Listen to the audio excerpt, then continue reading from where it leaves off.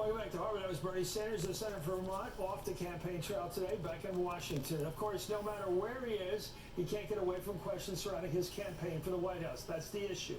And here's the answer to answer your questions about Sanders is Michael Moore, filmmaker and host of the podcast Rumble with Michael Moore. Moore has endorsed Senator Sanders for president. Michael, thank you. Come on and make the case. We just heard Thomas Friedman. Do you have any reaction to what Thomas wrote and said? Yeah, everything he said about Trump is true. Everything else, I can't get behind it because Michael Bloomberg, I'm going to post this actually on my podcast this weekend, from his speech at Madison Square Garden 2004 at the Republican National Convention, where he endorsed and gave us some sort of a keynote in favor of George W. Bush and the war in Iraq. That's who he is. He ran as a Republican for the mayor of New York, and then he didn't just inherit the stop and frisk program, which I don't like that name anyways. It wasn't stop and frisk. If you ask any African American in this city, in New York, they will say that it felt like they were being by the police.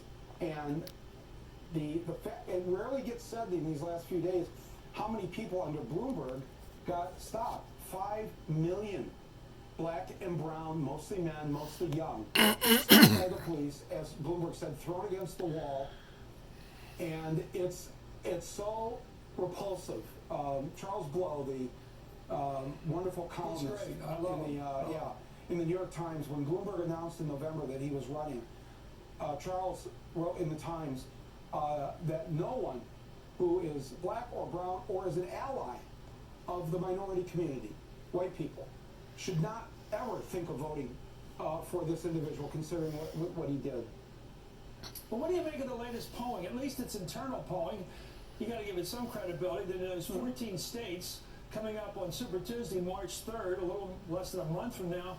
The African American votes running about even between Biden and Bloomberg overnight, it seems. Well, it's not quite. I mean, yes, ads help, by the way. That's why we're going to cut to one here in about 5 minutes. They work, and so I'm not surprised that Bloomberg has done well with that. But the fact is that this isn't going to happen. I don't understand why we don't talk more about the fact that Bernie Sanders is the front runner. He's gotten the most votes now in 2 states. Yeah. He won the popular now. He won the popular up in New Hampshire. Yeah, in any other country, they don't call it the popular vote. They call it the vote.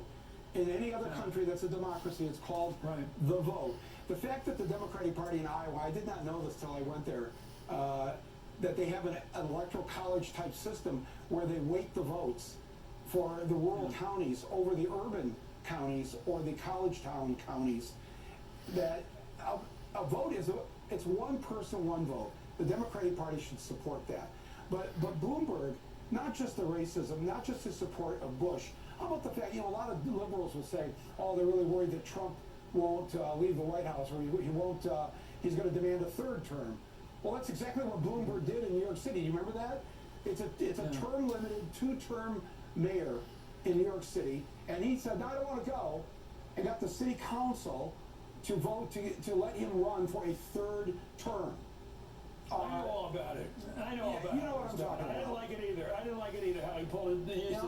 But it's like we can't take let's talk about this and not say that's fight. Bloomberg. Yeah. I want to know what you think about the other candidates. I mean, you're with Senator Sanders. Then there's also Buttigieg is in the race, came out of nowhere. Amy Klobuchar's run, I think, a stellar campaign.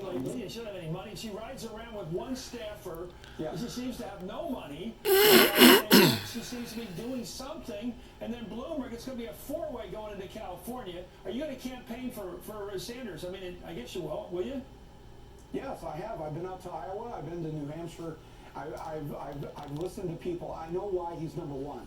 I know why he's number 1 in all these polls. The Morning Consult poll this morning, he's 10 points ahead of number 2, which nationwide is still Biden. It's people are, and this is also why you guys talk a lot on this network too about the Bernie bros or the anger from Bernie supporters, and it's not so much the Bernie supporters that are angry. The country is angry.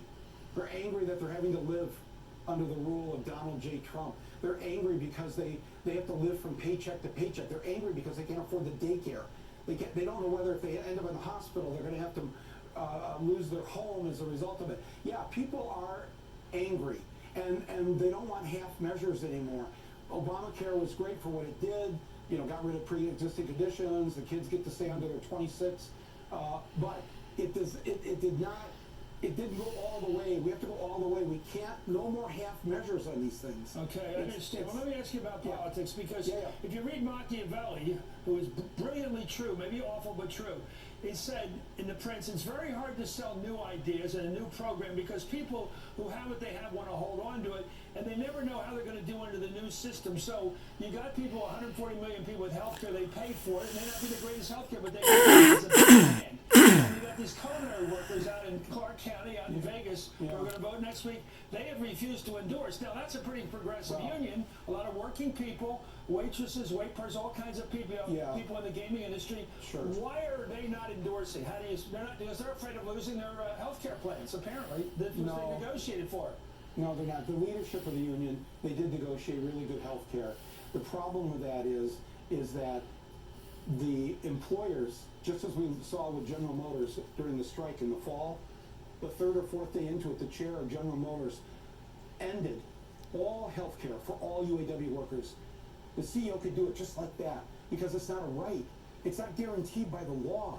If you are leaving your health care up to the fact that your employer is going to actually follow through, if you think that's something that's permanent, if you think it's a system that works, I mean, I made a whole movie about this, about just people who have health care and how the insurance companies, the private insurance companies will fight you tooth and nail.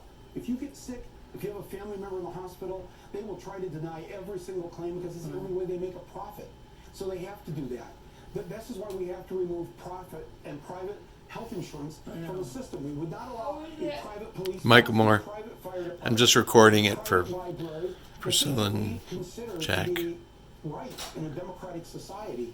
This is where, and the union, you ask any UAW member in Detroit or Flint, what on that day when the CEO just said, "That's it, healthcare over, you're not covered as of this minute." They have the power to do that. You can never put the power. I like Your that. healthcare in the hands of your boss. Roger Mead. Let me ask you this: the Senator Sanders, who you endorse, says he'll back any winner coming out of this nomination fight in the Democratic Party, all the way to Milwaukee. Will you? Of the people that are running, the Democrats that are on that stage, yes. Okay, thank you. I have to say, let me just say this. George Wallace won the Michigan primary the first time I got to vote in 1972. So I would never say, I'll just support anybody. You wouldn't support George Wallace or David Duke or any of that. But you're saying of the people that are running. He won I give you worse when he won the Maryland primary too. Yeah, That's not funny. That's even worse. No, Anyway, thank you, Michael Moore. You're Yes. always welcome here. Spread the word among the Bernie people. We want the surrogates like Ro Khanna. We want Tina Turner. Yes, Please come everybody should again come and on. again and again. And we Please need come to, out. and we want to assure you, we will never take you into Central Park and do any harm to you. Yeah, I know that was coming. You and I can argue about that at a different place, but you're always on. And by the way, whatever my opinions are, and don't ask me. I said, but don't ask me. This place is for the argument, not for my views. Thank you so much. We love you, These are Chris. 30 years. Thank you, Michael Moore. Thank you. Thank you. Up next is